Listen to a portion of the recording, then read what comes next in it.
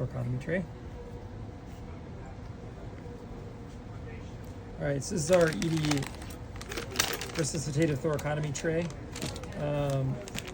Comes from Central Supply. When you open it up, if you're preparing instruments for somebody, a couple things you should note. The majority of the time we're going to focus on the retractor, which is at the base. So in order to get to it, you're going to lift up the other objects in here. The bulk of the instruments are actually on a ring to keep them organized in the tray. What you're going to want are the retractors off the bottom.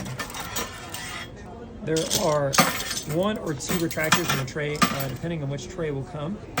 One is a smaller version, one is a larger version, and there's some small differences we'll go over really quick. So these in the future are going to come completely unassembled.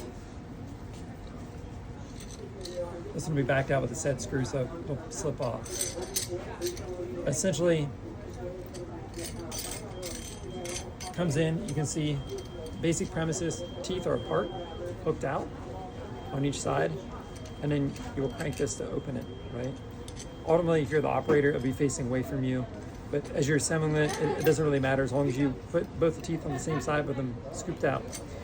That's important because the finished retractor will come disassembled in the future. It's a 3-piece instrument. Back it out a minute.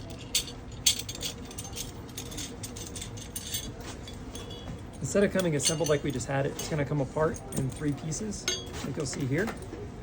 To assemble it, hold your main bar, put your other piece, think in your head about how you want that to be so the tines are both hooked out. We're going to pull apart.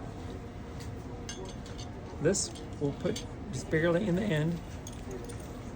The handle and the cog are aligned together, and you see it has 2 spools inside. It will turn on the teeth. So all you do is opposite of the teeth, it slides into the hole on the retractor. See it coming through here? It'll slip through right in. It'll engage the ring, and you, at this point, just turn it as you would a normal gear. It'll engage, it can close up. So when you hand it to the group, fast the retractor, ideally you'll start it all the way closed. So it takes just a second to arrange.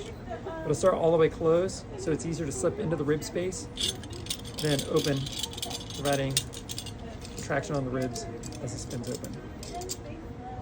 That's all there is to it. I'll show you really quick, one more time, the assembly portion, and we can edit all this out. I'll show you close up how it comes together.